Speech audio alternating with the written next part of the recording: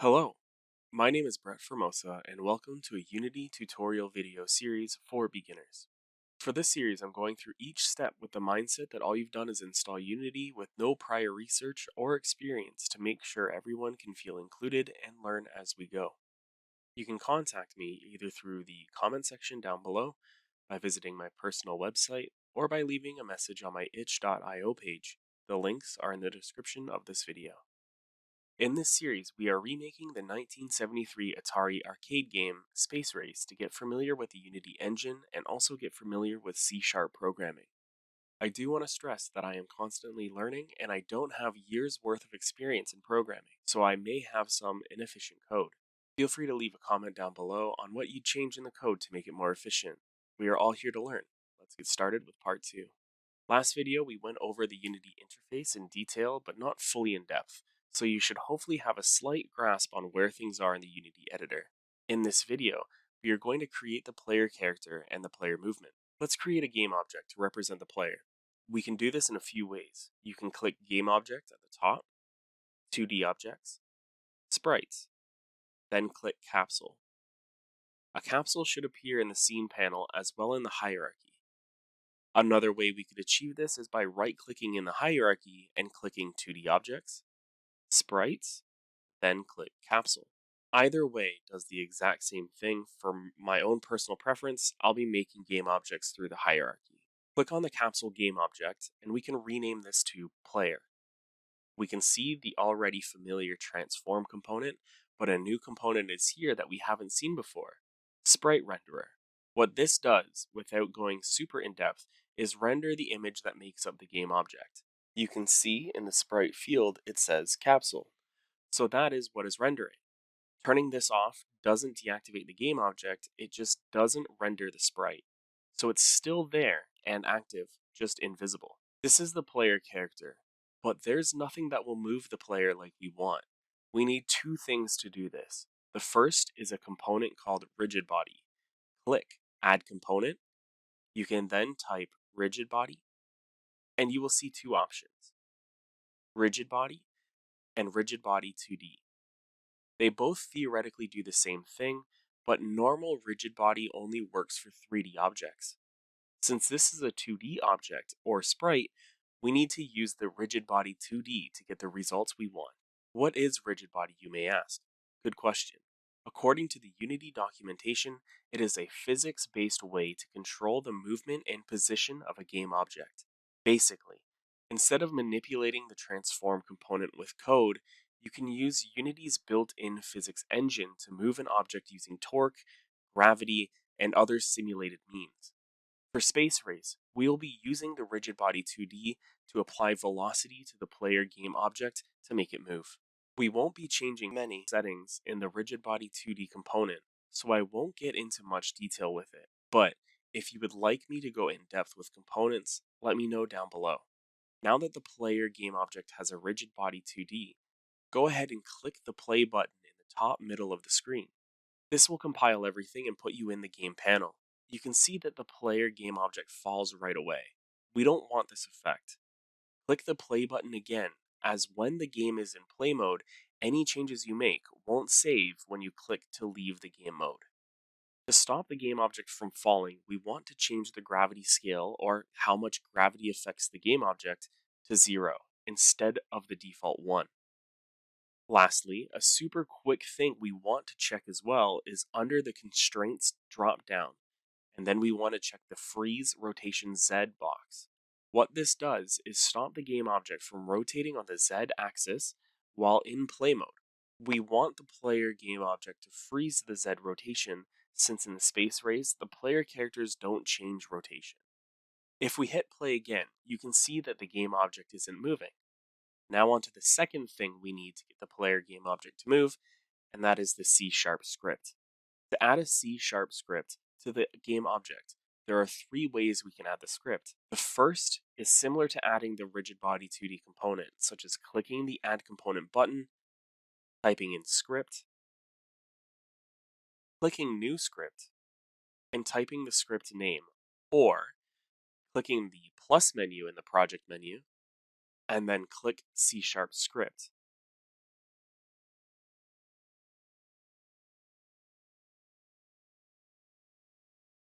The last way is by right-clicking in the Projects panel, create and clicking C# script. I can show you how to add the script to the game object through the project panel, but I will be creating the script from the project panel by right-clicking, which is my preferred method. After you click C# script, or if you're adding a component, type in the script name. We will name it player movement. Before we open the script, let's make sure Visual Studio or another editor of your preference is attached to Unity. Click on Edit, Preferences, External Tools, and where it says External Script Editor, click on Microsoft Visual Studio or whatever script editing software you prefer to use. Close the Preferences pop-up and open the player movement script. When you open the script, you'll see that it has some information in it. This is the way that it looks by default, as everything that is here is some of the most used functions and libraries. Just programming alone can take numerous videos stemming hundreds of hours of content, so I won't go over too much about every single thing that can be done. However, what I will go over is explaining the thought processes and what each line means as I go through. If you want in-depth breakdowns on specific programming terms and what a lot of different terms mean, then let me know down below. I will, however, go briefly over what we see here. Anyways, let's get to it. As you can see here, we have the start and update function. Start happens before the update, and what start does is runs all of the code on the start of the program when it's started. Then it goes to update, which runs all of the code in the update function on every frame of the game that runs and loops until the game shuts off. These functions follow a set path called the order of execution, which I'll put the link in the description below if you'd like to view that in more detail. Lastly, functions are bits of code that hold information that you want to run when the function gets called. Everything gets called from the top down in terms of functions, similar to a waterfall. The first thing we want to do is we want to move the object, and we want to move it using the rigid body 2D component that we added to the GameObject. To do this, we need to reference that rigid body. We want to grab this component before start is called. The function that we want to use that happens before start, if we look at the order of execution flowchart, is the awake function. So let's write private void awake. Then at the top, we will write a variable that stores the reference, so we will write private rigid body 2D player RB. Private means that it lives within this script and cannot be changed outside of the script. Rigid body 2D is the variable that we are referencing the actual rigid body component in the Unity editor. And lastly, the player RB is the name that we will use to reference this one component. Then we will put in the awake function the line of code to grab the player object's rigid body upon the start of the game. We will write here, player RB equals get component, arrow brackets, rigid body 2D, parentheses. Next, we will write a movement function that will be called in the update function. So in update, we will write player move and parentheses. And now we will write the public void player move parentheses function in this script. We will write the lines that will move the player object. Let's save the script as we need to go back to the Unity editor to import the input system that is ideal and more customizable than the built-in input system. Back in the Unity editor, we will click on Window, Package Manager. The Package Manager has all of the add-ons that we can add to Unity. They're like additional content that doesn't come with the base Unity install, and we can add them like plugins. There are some packages that you can find on the Unity Asset Store that you can purchase or find for free that can also show up here. Anyways, from here, we want to click on Packages, in Project, and then change that to Packages Unity Registry. In here, we will scroll down until we find Input System and then click Install. Once that is installed, Let's close the package manager and go back to the player movement script. At the top of the script, we're going to write using Unity Engine dot input systems. What this does is use the new input system library. Then we are going to add public input action player input. To use the new input system in code, we need to add an enable and disable function. It's just requirements for the input system to fully work, so we will add that next. Between the awake and start functions, we are going to add private on enable parentheses and private on disable parentheses. These come after the awake function in the order of execution, but before the start function. So to keep everything readable, we are going to try to keep it organized like so. On enable basically means that once the game object in the Unity scene is enabled or turned on, it will run whatever is in that function. And the on disable will run whatever is in that function when the game object is disabled or turned off. In the on enable function, we will write player input dot enable parentheses. And in the on disable function, we will write player input dot disable parentheses. The enable and disable at the end of the player input are functions that we imported through the using Unity Engine.input system library. Next, we have to write the code for the player move function so the player game object moves in real time. So we're going to write the following. Vector2 move input equals player input dot read value arrow bracket vector2 parentheses. This line is basically saying that whatever value the player input is giving using two vectors as an x and a y point, then that is what move input is going to store. Or, in other words, if the button isn't pushed, then there is no value being read, so it will be 0. But as soon as the W button is pushed, for example, it'll read it as 1.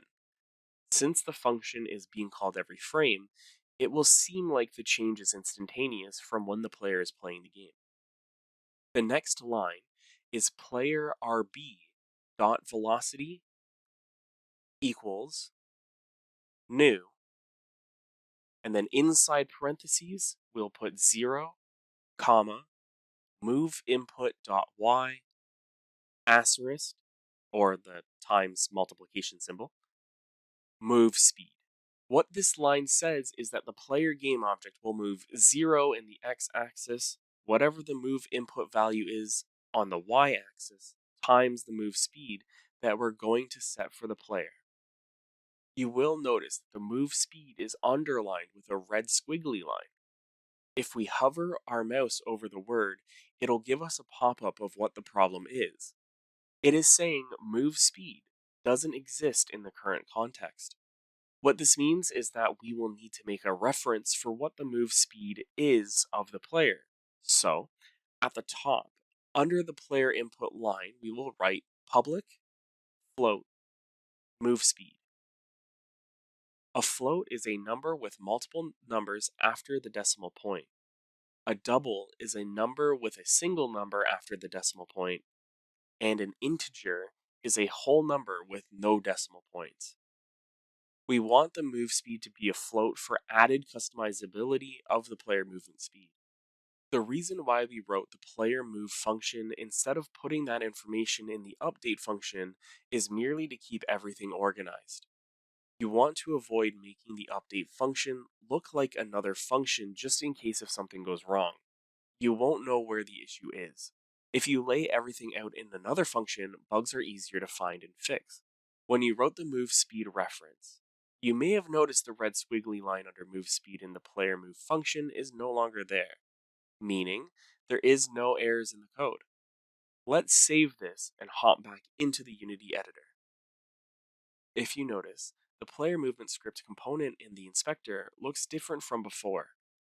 You can see player input and also move speed with a field that says 0. Those are the public references that we wrote in the script. Public references will show up in the inspector, so you can always change the values in the inspector without having to go through the code. This practice is always better, so you don't have to search through numerous scripts and numerous amounts of code just to change the speed of a player's movement, for example. For player movement, we are going to click the plus button followed by the add up, down, left, right composite.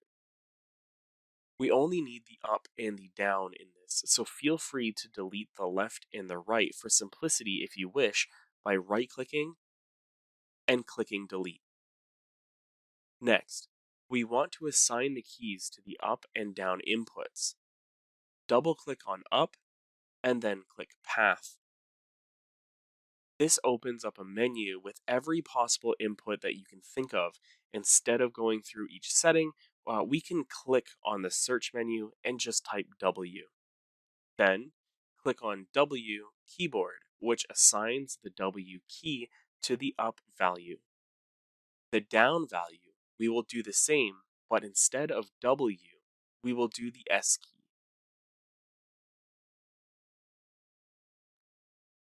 For the move speed field, you can add whatever number value you wish.